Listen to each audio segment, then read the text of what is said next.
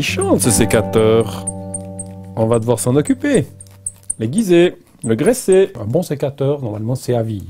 Pourquoi? Parce qu'on peut justement l'entretenir. On va le démonter. On aura besoin de quelques clés, une pierre à aiguiser, une petite brosse métallique et puis des graisseurs. Le chiffon pour nettoyer les pièces. Alors, on va démonter notre sécateur avec les clés. Voilà. Normalement, tout se démonte assez facilement.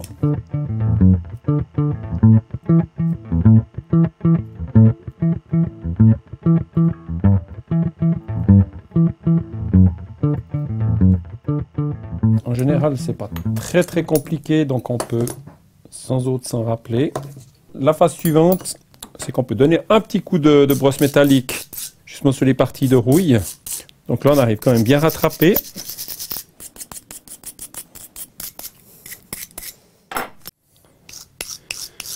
Sur la contre-lame.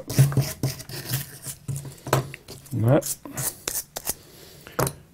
Profiter de donner un petit coup sur certaines pièces. C'est clair que la longévité du sécateur est liée quand même à un minimum d'entretien. Alors là, on a la lame, on va juste donner un coup. Ça dépend de quelle branche vous avez coupé, si c'était de l'épicéa ou des choses résineuses. Bien sûr qu'il y a des dépôts qui se font. Là, ce qu'on peut faire, c'est un petit coup de nettoyant. Sur toutes les pièces, on fait un dégraissage. On peut aussi faire sur le ressort, nettoyer. C'est pas mal. Voilà. Faire un peu de place. On va profiter d'enlever les dernières poussières. Le ressort, en général, il s'encrasse pas mal. Ça vaut la peine de prendre un petit peu de temps dessus.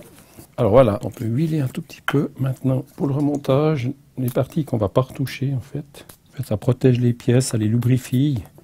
On aura plus ce petit problème de... Quand votre sécateur commence à chanter, c'est qu'il faut vraiment s'en occuper.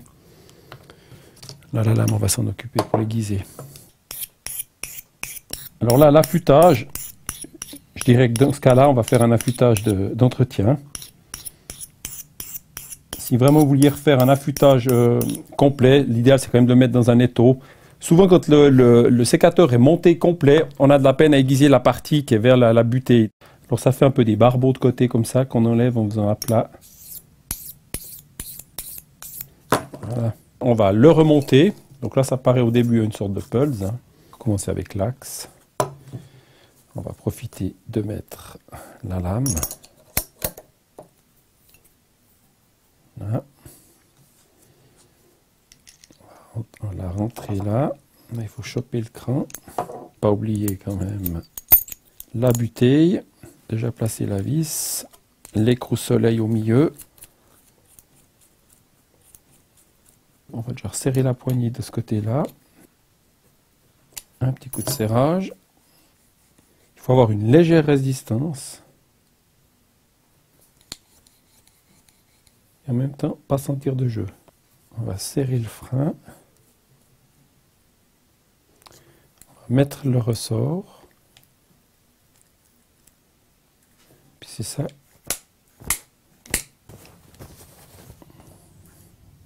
Fermeture. Et voilà, notre sécateur est prêt pour une nouvelle saison de taille.